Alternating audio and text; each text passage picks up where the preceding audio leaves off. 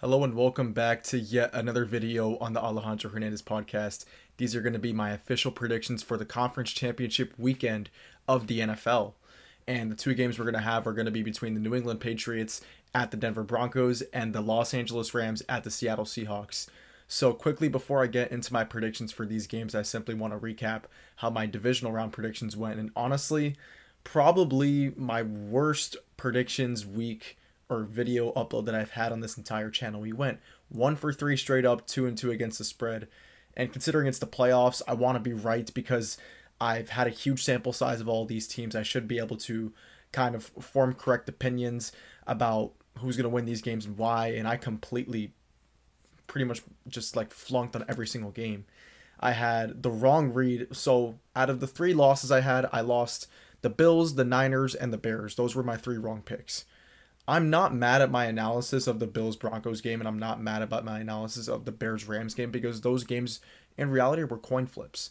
The Bills Broncos game went into overtime. Even back in the fourth quarter, the Bills had a 4-point lead, and then Bo Nix went on what could have been a potential game winning drive, and then we know the rest of the story. The refs got involved, it got messy. Bills fans are coping. I was coping at the time. I'll get into that breakdown more, but I want to first state that my analysis on Niners Seahawks was completely off. I had predicted the Niners to cover and win straight up. They end up getting blown out by 35 points. I just want to come out and state that I got blinded by recency bias in that game. I saw the Niners the way they performed at Philly and thought they could replicate that in Seattle, but it turns out that the truth about that performance was that was just extremely embarrassing for Philadelphia. It was more telling about Philadelphia than it was about San Francisco. It was telling about all 3 teams, really. San Francisco had an incredible feat by winning that game with a ton of backups. And then the Eagles should be embarrassed and should be ashamed of themselves for even being in a position of losing that game, given that their entire team was healthy and they had rested their starters, and they come out flat on offense. Their defense held up their end of the bargain. They created 2 turnovers on Brock Purdy, and Jalen Hurts, and the play calling was just a mess. They fired Patullo, and they're currently looking for an offensive coordinator. So that's extremely embarrassing for Philly that the Niners were able to go into their building and beat them. And then Seattle's part, what a statement win. Seattle's legit. They are extremely legit, and I will get into the breakdown of Seahawks Rams later, but I have a ton of respect for Seattle now, way more than I previously did. And my skepticism of Seattle was mainly due to Sam Darnold, but it just really showed that performance against the Niners really showed that they need Sam Darnold to play average to mediocre football just to win games, but if he plays above average football, they can blow teams out. So huge credit to Seattle. Mike McDonald's done an incredible job. So I whiffed on that pick. And then Bills, let's get into Bills Broncos. I mean, I was completely wrong about Bo Nix. I was preaching in that breakdown that Josh Allen, of course I'm going to take him 10 times out of 10 against Bo Nix. The Bills, I thought were going to win the turnover battle, and ended up being the complete opposite. The Broncos won the turnover battle by a landslide. The Bills turning it over 5 times and the Broncos turning it over once.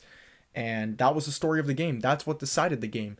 Bills fans can cry all they want about Brandon Cooks caught the ball or whatever. The pass interferences at the end of the game. Yeah, the first pass interference call in Teron Johnson was bad, in my opinion. That was a bad call.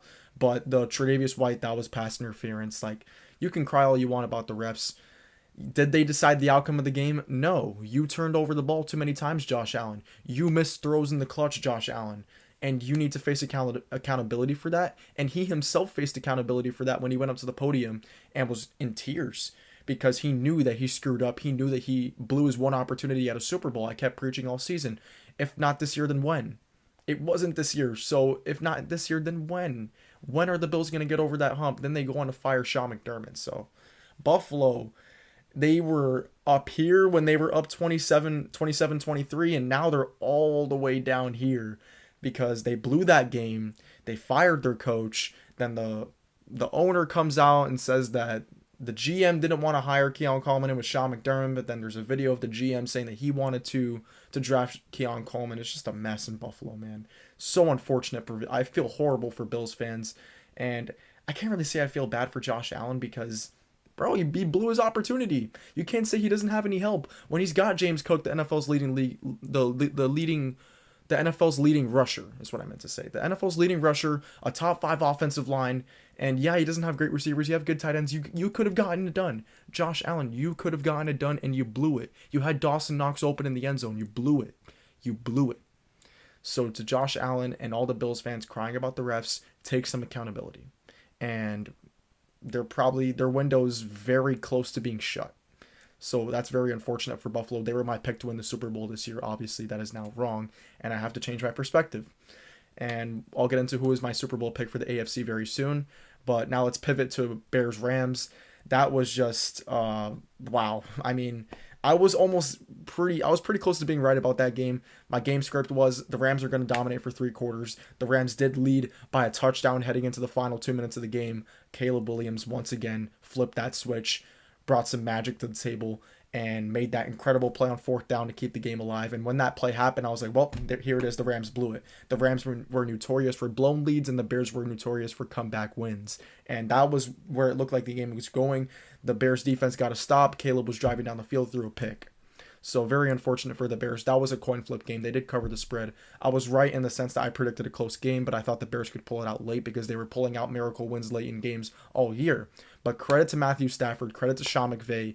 Stafford made the play in the clutch, that throw to the sideline to Devontae Adams, and they made the clutch kick. So massive respect and credit to the Rams. I was wrong. You were my Super Bowl pick, the Rams, back in the offseason to represent the NFC. I should have stuck with you guys, and I'm going to get into why I am sticking with them later in this video.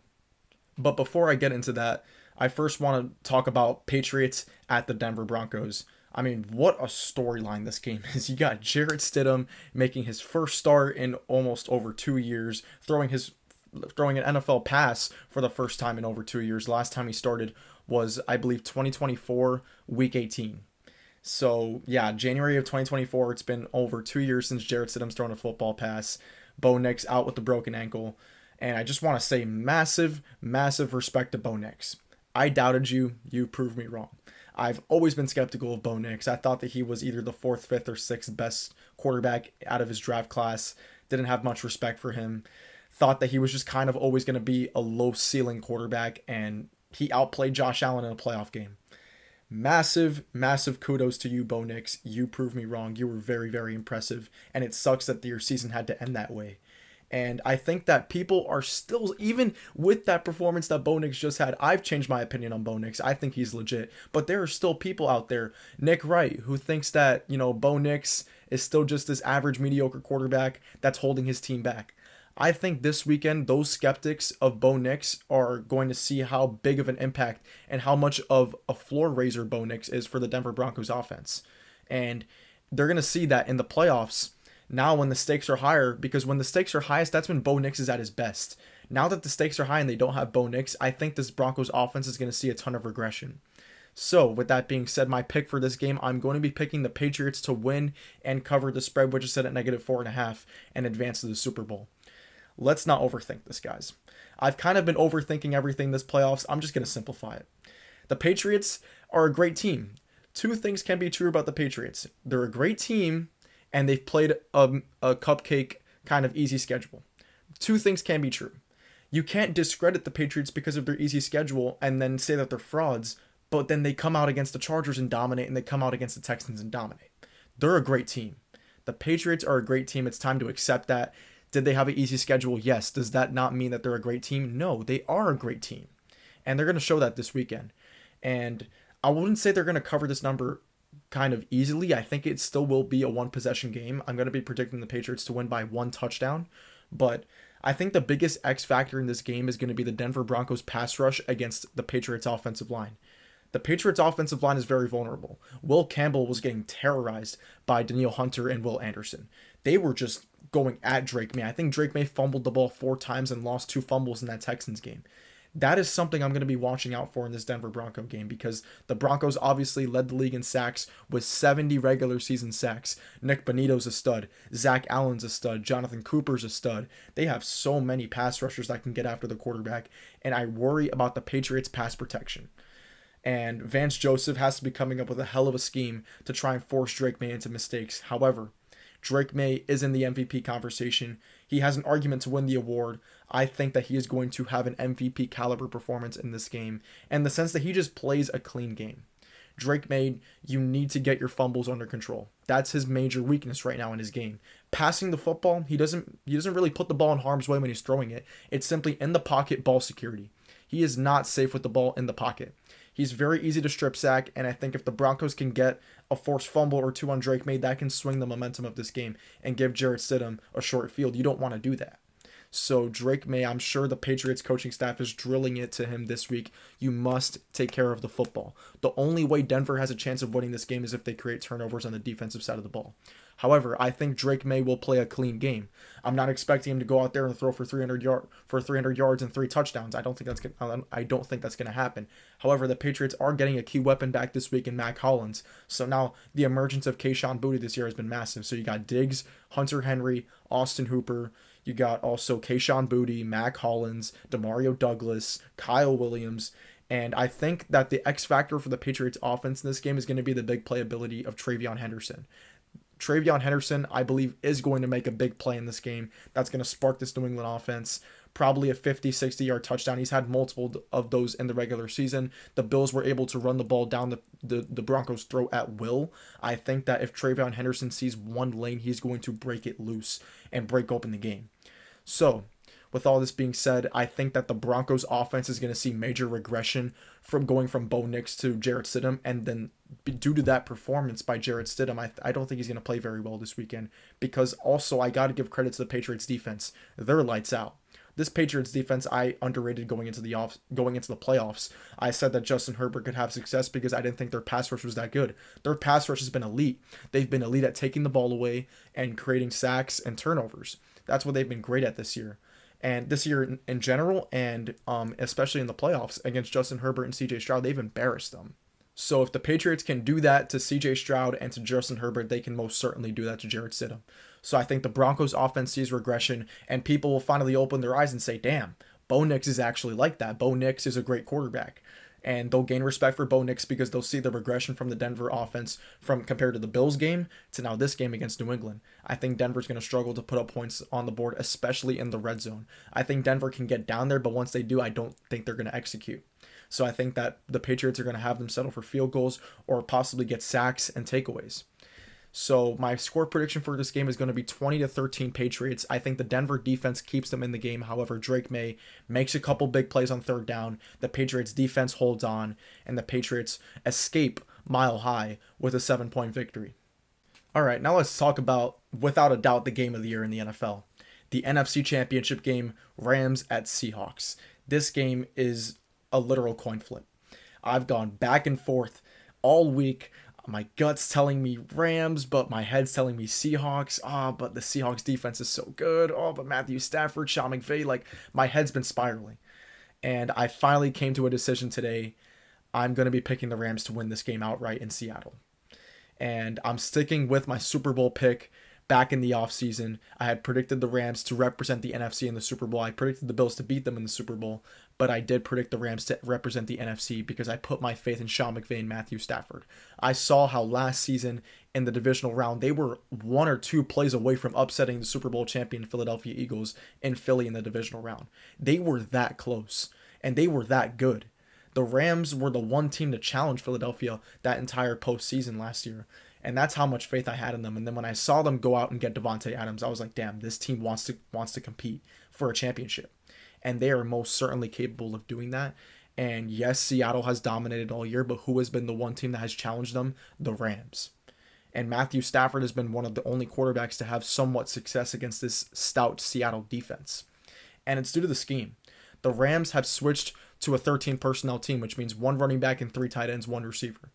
And they have been running tight end screens out of it. They've been running the ball, and they've been doing a ton of things scheme-wise in this 13 personnel, and that's been their identity. They've been using their tight ends a ton, and they use Puka Nacua as a blocker. That's why Puka, in my opinion, is the best receiver in the league. He's the most versatile receiver in the league. He can block, he can route run, he can play physical at the point of attack. He's great in catching in traffic. He's great spectacular catches. He has great speed, strength, size. He has it all. Puka Nacua, in my opinion, is the best receiver in the league. He had 200 yards in the Week 16 matchup against Seattle. I expect him to have a big, big game this week. And also, the Rams were missing Devontae Adams in the first matchup. They now get him back. The thing that Davante Adams adds to this Rams offense is red zone efficiency, because Davante Adams in the red zone is just an automatic touchdown, especially with Matt Stafford's accuracy in the red zone. And they missed that in week 16 because earlier in the first half of that game, Rams-Seahawks, the Rams were having to settle for field goals in the red zone because they didn't really have a go-to play. Sean McVay had to get creative in the second half and draw up plays like a rub route to Puka Nacua on the goal line, and Matt Stafford had to throw that no-looker. But now with Davante Adams back, they can simply line him up out wide and say, just go win on a fade ball. Go win on a quick slant. Davante Adams adds the element of red zone efficiency to this Rams offense that they were missing in the second matchup against Seattle. Now, don't get me wrong. I am not fading the Seahawks. I'm not picking against the Seahawks because I don't trust Sam Darnold. That's not the case. I have kind of changed my perspective on Sam Darnold. He's kind of won me over the past couple of big games because leading up to this year, we all thought Sam Darnold just simply can't win the big one. He simply folds in the biggest moments. Well, he's had multiple big moments this year.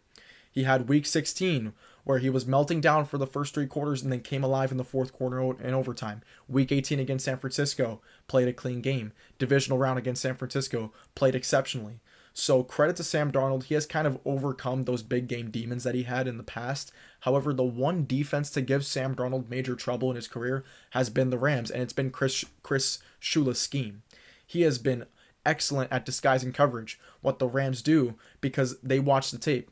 And I watch the tape, and what I see in Sam Darnold is he is very keen on his first read. So he will pick a target, he will pick JSN, for example, and he will stare him down the entire route. He will stare down Cooper Kupp the entire route. He'll want to know, he'll pick a receiver that he's going pre-snap and stare him down post-snap, and the Rams picked up on that tendency, and that's why Sam Darnold has had so many sacks and so many interceptions against this Rams defense, because what they have done has baited him into interceptions because they are simply reading his eyes. The Rams defense has been playing straight zone coverage. They're showing cover 2, switching to cover 3. They're showing blitz and backing out. And they have baited him into multiple interceptions this year, and just boneheaded interceptions. You'll look at it live on TV and be like, what was Sam Darnold thinking? In reality, it was the Rams defense that was fooling Sam Darnold. So I think Chris Shula has Sam Darnold's number, and I think the Rams are going to create a turnover or two in this game, and Sam Darnold is going to have an interception or two, especially when he stares down that first read. Let's say it's not open. He either forces it or he takes a sack. So the Rams defense have been the Seahawks offense kryptonite this season, and I think that'll also play a factor in this game. So I do think that the Rams this year entirely, their 5 losses, they did not get blown out once this year. Every single game was either a close game or a Rams blowout. A close loss or a Rams blowout. I do not think the Seahawks are capable of blowing out this Rams team, because in the two matchups, the Seahawks, the Rams, in terms of point differential, lead the Seahawks by 1. So both games have been a 2-point game and a 1-point game. I trust the Rams to out-execute Seattle in the highest leverage moments of this game because I have the better quarterback and head coach duo on my side. I have Matthew Stafford and Sean McVay over Mike McDonald and Sam Darnold. I'll take that duo any day of the week. I'm predicting this to be a close game. And when I'm watching a close game, I want to be on the side with a better head coach and the better quarterback. So I'm going to stick to my guns. I'm going to stick to my gut, and my gut tells me that Matthew Stafford is going to win this game in the clutch. The Rams have the scheme to counter Seattle's defense. Seattle likes to play in the nickel a lot, and when you play in the nickel, it means a lot of defensive backs, so skinnier players. What the Rams do is they play in 13 personnel, a ton of tight ends. The Rams want to establish the run game, attack that nickel defense, run the ball, and then play action off of it. So once Seattle starts playing down and playing the run, the Rams are going to play action off of that, and then Puka Nacua is going to be running open downfield. Ferguson, the tight end, is going to be running open. Colby Parkinson, the tight end screen, will get open. Kyron Williams and Blake Corum, the run game will get going. The Rams will move the ball up and down the field, and the major difference in this game for me is the red zone efficiency with Davante Adams back. So with all that being said, give me the Rams to win a thrilling contest. 27-24 is going to be my score prediction. I think that the Seahawks will lead 24-20 late in the game. Matthew Stafford gets the ball last, marches his team down the field, and wins the game in the clutch. That's going to be my prediction, which will set up a Patriots-Rams Super Bowl. This is the Super Bowl that I think will happen. It's what I'm rooting to happen, and I think it'll be the best storyline. You got the two quarterbacks who have been in the MVP race all season. It's a two-way race for the MVP right now. It's between Matthew Stafford of the Rams and Drake May for the Patriots. This is the Super Bowl that I want to see, and it's going to be the two best teams in my opinion in both conferences.